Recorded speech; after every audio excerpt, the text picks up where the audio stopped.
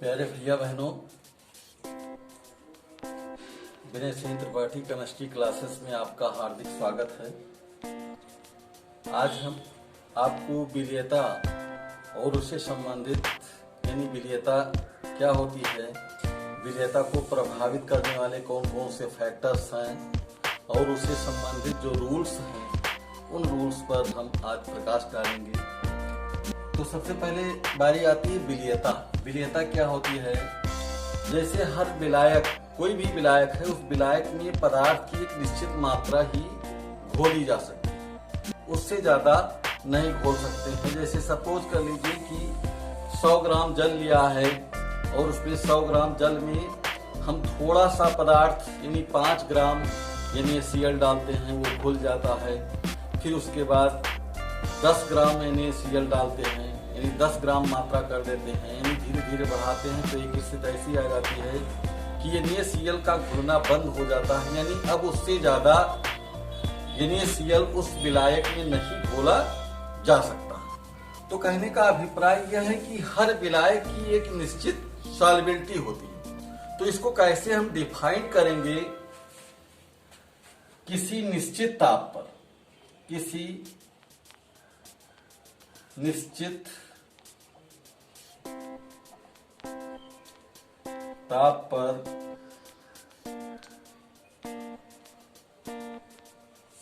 100 ग्राम विलायक को संतृप्त करने के लिए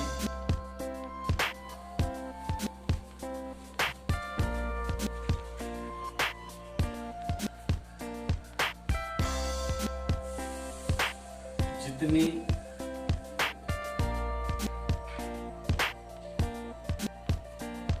विलेय पदार्थ की मात्रा की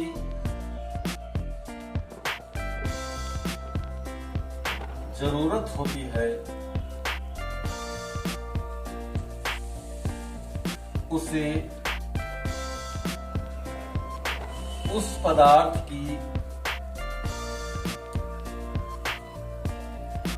विलेयता कहते हैं।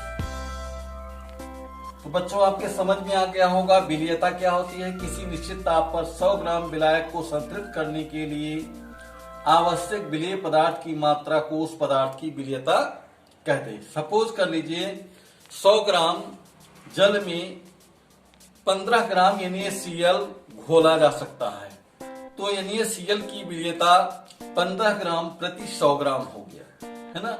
अब इसके बाद में विलेयता गैसों की द्रवों में विलेयता, इसके बाद का टॉपिक है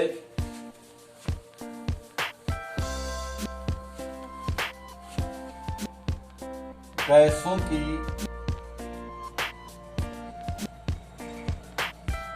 द्रवों में विलेयता।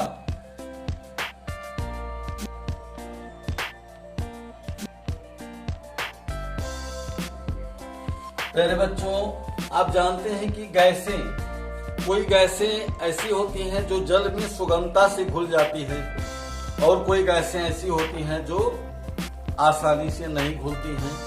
उनमें प्रेशर डाला जाता है, ताप बढ़ाया जाता है, ताप बढ़ाया जाता है। तो इस प्रकार से हर गैस की सॉल्युबिलिटी अलग अलग होती है। जैसे O2 यानी ऑक्सीजन, कार्बन डाइऑक्साइड जल में बहुत कम घुलती है, लेकिन अमोनिया और HCl जल में सर्वाधिक विलेय होता है। तो ऐसा क्या कारण है कि O2 और CO2 जल में कम घुलती हैं और अमोनिया ये जल में अत्यधिक घुलती है, HCl अधिक घुलती है? तो इसके पीछे रीजन होता है। इसके पीछे रीजन क्या है कि एक होता है अवशोषण गुणांक। अवशोषण गुणांक, जिस गैस का अवशोषण गुणांक सर्वाधिक होगा उसकी सॉल्युबिलिटी सबसे अधिक होगी। जैसे हीलियम का अवशोषण गुणांक सबसे कम होता है और अमोनिया का अवशोषण गुणांक सबसे अधिक होता है, इसलिए अमोनिया अधिक घुलनशील है। अब हम जानेंगे कि अवशोषण गुणांक है क्या। तो अवशोषण गुणांक की हम डेफिनेशन जान लेते हैं। अवशोषण गुणांक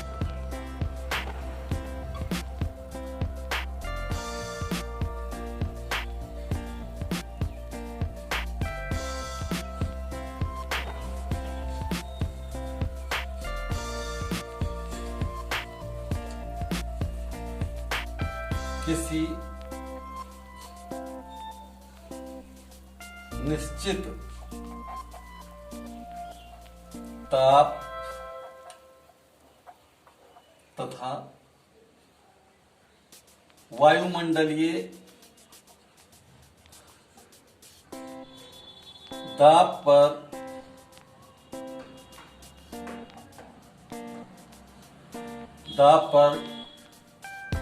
किसी विलायक के निश्चित मात्रा में, किसी विलायक की निश्चित मात्रा में घुली हुई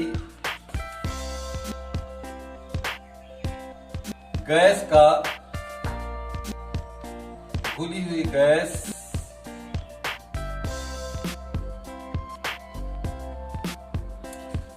के NTP पर आयतन को उस गैस का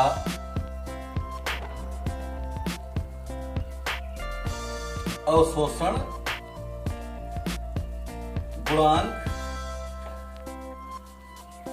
कहते हैं। जैसे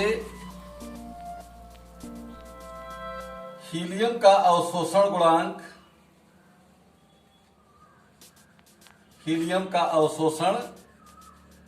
गुणांक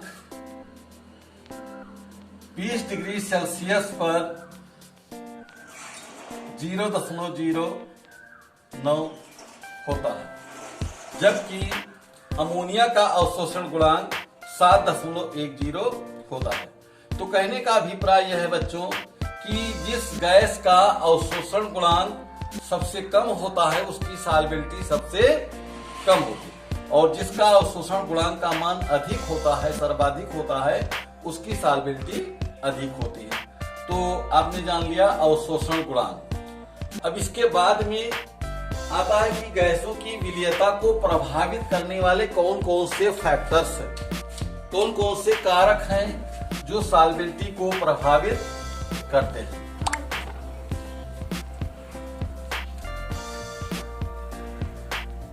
विलीयता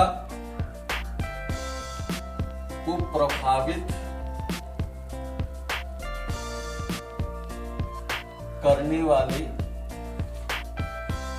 कारक।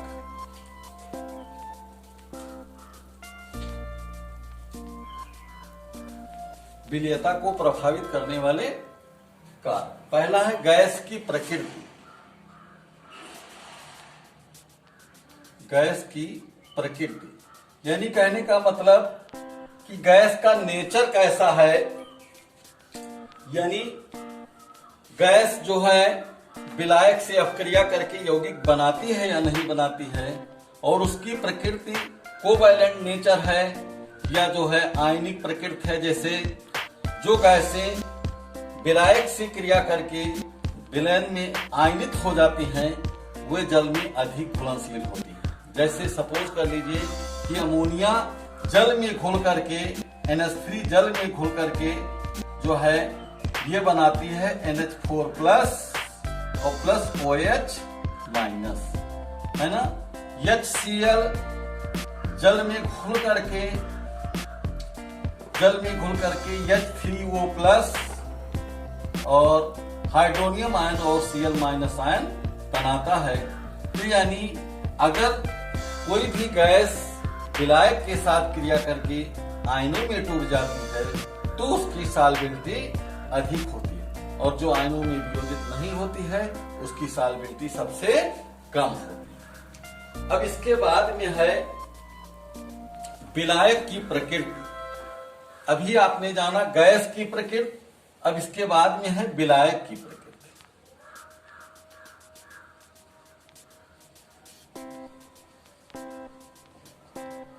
Nature of solvent. विलायक की प्रकृति क्या होती है, यानी जो ध्रुवीय गैसें होती हैं, पोलर गैसेस होती हैं, ध्रुवीय गैसें ध्रुवीय विलायकों में ही घुलनशील होती हैं। जैसे HCl एक पोलर गैस है, तो ये जल में ही घुलनशील होती है ना। जैसे अमोनिया जल में आसानी से घुल जाती है, तो ध्रुवीय गैसें ध्रुवीय विलायकों में घुलती हैं और अध्रुवीय गैसें अध्रुवीय विलायकों में घुलती हैं। अब इसके बाद है दाब का प्रभाव, ये ताप का प्रभाव, ताप का प्रभाव, यानी ताप सॉल्वेंटी को कैसे प्रभावित करता है। तो आप जानते हैं कि जब कोई गैस किसी विलायक में घुलती है तो उस दौरान कुछ न कुछ उष्मा निकलती है, यानी विलायक गैस का विलायक में घुलना एक ऊष्माक्षेपी अपक्रिया है। ऊष्माक्षेपी अपक्रिया में क्या होता है, ताप बढ़ाने पर अपक्रिया जो है विपरीत दिशा में हो जाती है। इसका मतलब कि गैस के घुलने की जो प्रवृत्ति होती है वो धीरे धीरे कम हो जाती है। तो लगभग सभी अपक्रियाओं सभी गैसों पर यही रूल्स लागू होगा कि ताप बढ़ाने पर गैस की विलायक में जो घुलनशीलता है, जो सॉल्वेबिलिटी है, वो धीरे धीरे कम हो जाती है। अब इसके बाद है दाब का प्रभाव। दाब का दाब जो है गैस की विलेयता को कैसे प्रभावित करता है, तो एक ये महत्वपूर्ण फैक्टर है बच्चों। दाब जो है सॉल्वेबिलिटी को जो है काफी प्रभावित करता है। इसको एक प्रयोग के माध्यम से हम जान सकते हैं।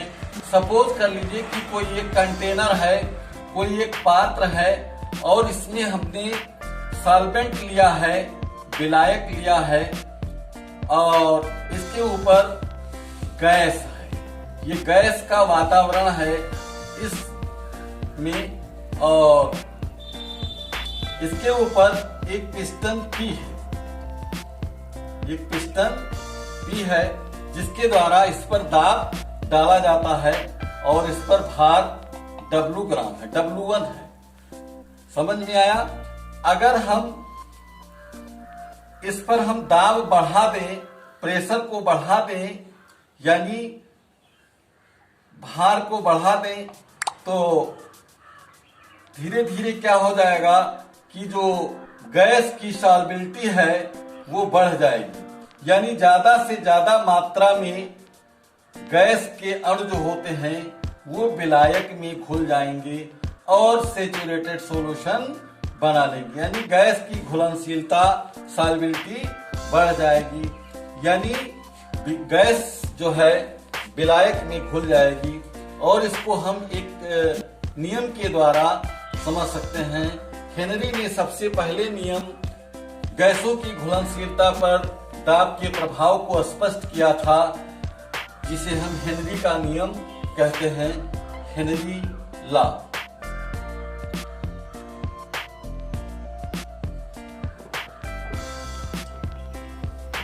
हेनरी के नियम के अनुसार किसी गैस की विलेयता जो होती है दाब बढ़ाने पर बढ़ती है, यानी जो गैस की विलेयता है वो दाब बढ़ाने के साथ बढ़ती है।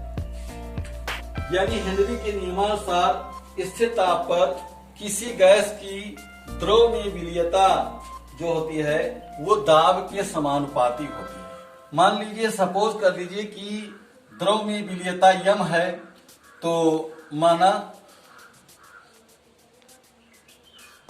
द्रव की विलेयता यम है और दाब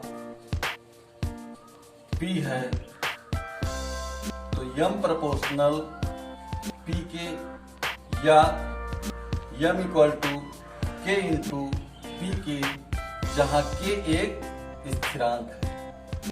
K एक स्थिरांक। इसी नियम को डाल्टन ने बताया था। डाल्टन के अनुसार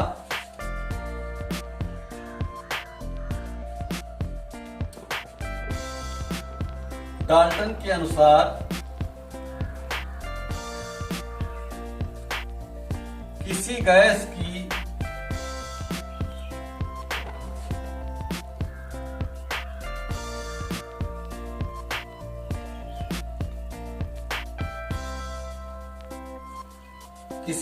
का आंशिक दाब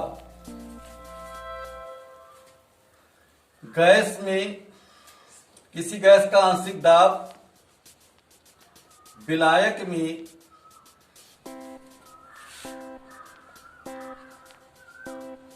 घुली हुई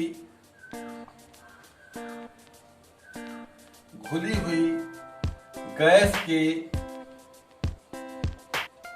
मोल प्रभाज